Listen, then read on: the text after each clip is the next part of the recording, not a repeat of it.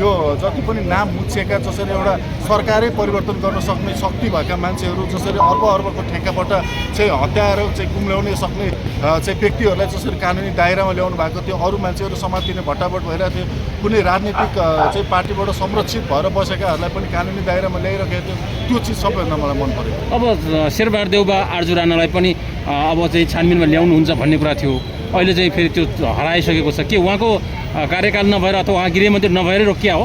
अहिले त अब त्यही देखिया छ, त्यही त भन्दैछु। जसरी उहाँको पालामा स्पिडमा काम भइरहेको थियो, अहिले जसरी काम हुन सकेको छैन, त्यो देख्दाखेरि त उहाँ हुँदा काम भइरहेको देखिया थियो नि त।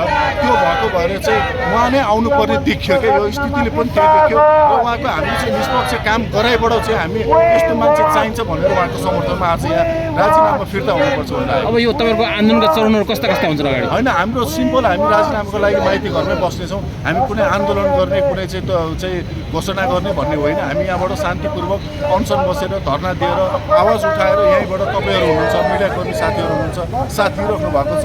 यसरी नै आवाज पुऱ्याएर सरकारलाई, राष्ट्रिय स्वतन्त्र पार्टीलाई ध्यान आकर्षण गरेर उहाँको फिर्ता होस् भन्न चाहन्छु। हस्, धन्यवाद। Thank you.